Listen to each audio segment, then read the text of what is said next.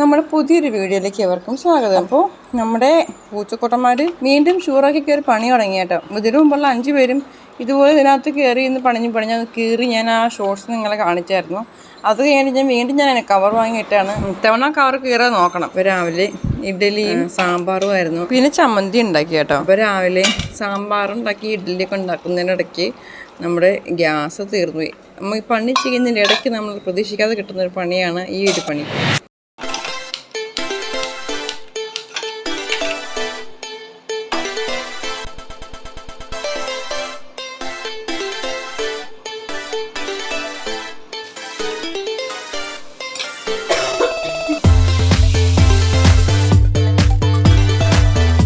പിന്നെ ഒരു ദിവസം ഞാൻ കൊച്ചിന് സാമ്പാർ വേണമെന്ന് വന്നിട്ട് അപ്പോൾ കഷ്ണങ്ങളൊന്നും ഉണ്ടായിരുന്നില്ല കേട്ടോ. അപ്പോൾ ഉള്ള കഷ്ണം വെച്ചിട്ട് ഞാനൊരു സാമ്പാർ ഉണ്ടാക്കി. അതായത് അതിനകത്ത് ഉരുളക്കിഴങ്ങും പച്ചമുളകും സവാളയും മാത്രമേ ഉണ്ടായിരുന്നുള്ളൂ കേട്ടോ. അപ്പം പരിപ്പ് ഇട്ട് അപ്പോൾ അതൊന്നും ഇഷ്ടമായിട്ടോ. അപ്പോൾ എല്ലാവരും പറഞ്ഞു ഇനി അങ്ങനത്തെ സാമ്പാർ ഉണ്ടാക്കിയാൽ മതി, എല്ലാ കഷ്ണങ്ങൾക്കുള്ള സാമ്പാർ വേണ്ട, ഇത് അവർക്കങ്ങ് ഇഷ്ടപ്പെട്ടു. അങ്ങനെ ഞാൻ ഇപ്രാവശ്യം അങ്ങനെ ഉള്ള കഷ്ണം വെച്ചിട്ട് മാത്രം ഉണ്ടാക്കിയ സാമ്പാറാണ് കേട്ടോ. പിന്നെ സാമ്പാറും മീൻ വറുത്തതും മോര് കറിയൊക്കെയാണ് ഇന്നത്തെ കറി കേട്ടോ. പിന്നൊന്നും ചേട്ടായിക്ക് അവധിയാണ്. പിന്നെന്ന് വെച്ചാൽ പിള്ളേരൊക്കെ രാവിലെ എണീറ്റിട്ട് അവരെ കഴിപ്പിച്ച് കൊണ്ടുവരാൻ വലിയ പാടാണ്.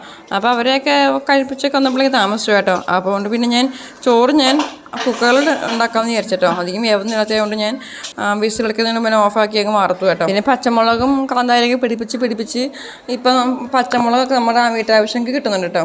ഇപ്പം ഞാൻ പച്ചമുളക് ഇങ്ങനെ അതിന് കഴുകിയിട്ട് അതിൻ്റെ വെള്ളമൊക്കെ പോയതിന് ശേഷം അതിൻ്റെ തണ്ടൊക്കെ ഇളക്കി കളഞ്ഞിട്ട് നമ്മളിങ്ങനെ പ്ലാസ്റ്റിക് കുപ്പിയിലിട്ടിട്ട് ഇങ്ങനെ ഫ്രിഡ്ജിൽ സൂക്ഷിക്കുക ചെയ്യണം കേട്ടോ. ഇപ്പം എനിക്ക് കുറേ നാളെ എനിക്ക് പച്ചമുളക് സൂക്ഷിക്കാൻ പറ്റുന്നുണ്ട്.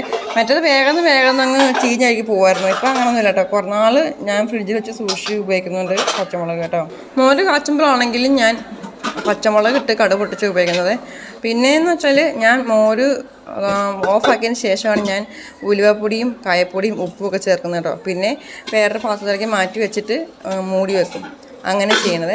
പിന്നെ നമ്മുടെ കറികളെല്ലാം അപ്പോൾ തന്നെ വേറെ പാത്രങ്ങളിലേക്ക് മാറ്റി അങ്ങ് വെക്കും കേട്ടോ. അപ്പോൾ അത്ര സ്ഥലം നമുക്ക് അടുക്കളയിൽ കൗണ്ടർ ടോപ്പിൽ കിട്ടും നമുക്ക്. പിന്നെ അടുക്കള വൃത്തിയായി കിടക്കുകയും ചെയ്യും. പിന്നെ അപ്പോൾ പാത്രങ്ങളും കഴുകിപ്പോയി അവിടെ മേളിലും അങ്ങ് തുടച്ചിടുവാണെങ്കിൽ വൃത്തിയായി കിടന്നോളൂ അടുക്കള. അപ്പോൾ ഇങ്ങനെയൊക്കെയാണ് എൻ്റെ രീതികൾ കേട്ടോ.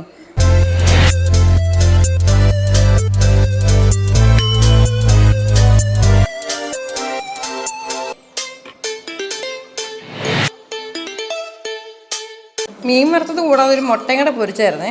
അപ്പം മീൻ വറുത്തത് കഴിച്ചില്ലെങ്കിൽ മുട്ട കൂട്ടി കൊച്ചു ചോറ് കഴിക്കുമെന്ന് വിചാരിച്ചിട്ടാണ് ഞാൻ മുട്ടയും കൂടെ പൊരിച്ചത്. പിന്നെ കറിയൊക്കെ വെച്ച് കഴിയുമ്പോൾ ഞാൻ അപ്പം തന്നെ അങ്ങ് വേറെ പാത്രങ്ങളിലേക്ക് മാറ്റി വെക്കുവേ. അപ്പോൾ പിന്നെ അത്രയും സ്ഥലം നമുക്ക് കൗണ്ടർ ടോപ്പിൽ കിട്ടുകയും ചെയ്യും, വൃത്തിയായിട്ട് കിടക്കുകയും ചെയ്യും. അങ്ങനെ മീനും മോരും എല്ലാം ഞാൻ പാത്രങ്ങളിലേക്ക് മാറ്റി വെച്ച് ഒതുക്കി വെച്ചിട്ടോ. അവിടെ എല്ലാം ക്ലീൻ ചെയ്ത്. അപ്പം ഇന്നത്തെ എൻ്റെ വീഡിയോ ഇത്രയേ ഉള്ളൂ കേട്ടോ. അപ്പോൾ നിങ്ങൾക്ക് എൻ്റെ വീഡിയോ ഇഷ്ടമായെങ്കിൽ ലൈക്ക് ചെയ്യാനും ഷെയർ ചെയ്യാനും സബ്സ്ക്രൈബ് ചെയ്യാനും മറക്കല്ല കേട്ടോ.